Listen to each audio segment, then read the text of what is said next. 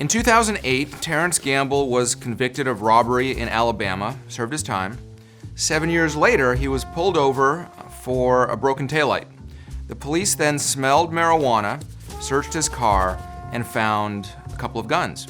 Now, since he was a convicted felon, he was violating the felon in possession laws, both federal and state, and that's important because not only was he convicted under Alabama's law against felons possessing firearms, but he then was prosecuted and convicted under federal law. So the issue here is, does that double prosecution violate the Constitution's protection against double jeopardy?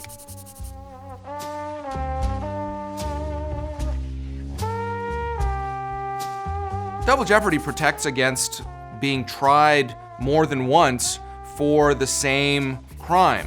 This comes from the Fifth Amendment. If you're acquitted, the state can't say, oh, now we have more evidence, let's try you again. But interestingly, there's an exception to that when there are two sovereigns involved. That is, the states and the federal government are separate sovereigns, and so the states, as happened here, can prosecute completely separate from whatever the federal government can do. And so the question here is, does that violate this fundamental constitutional right against double jeopardy? Going back to common law, this is not a new thing. In Old England, there was a big concern about the crown prosecuting people multiple times if they didn't like the result they were originally getting. This even came up in the context of two sovereigns. There were cases where an Englishman was acquitted of murder in South Africa, in Holland, and then they were brought back and the crown tried to prosecute them and the courts weren't having it.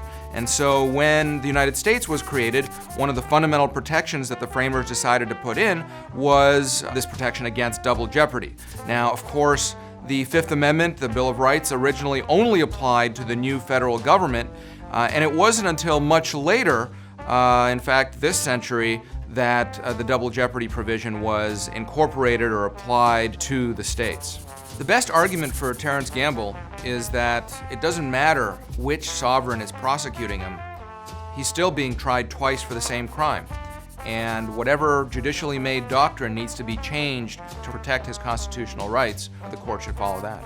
The best argument for the United States is simply that we might not like the outcome in this or any particular case, but we do have dual sovereigns. States are indeed separate from the federal government, and we can look to the discretion of prosecutors, both federal and state. The federal government sometimes has very good reason to try someone a second time. We saw this in the Rodney King situation 25 years ago, where the state court acquitted the police officers in the beating, but then federal prosecutors secured a civil rights violation convictions. The court should maintain this understanding that even if sometimes we don't like it, that these are indeed separate sovereigns. And so they want to continue keeping Mr. Gamble's conviction on the books and keep him in prison until his full term expires in 2020.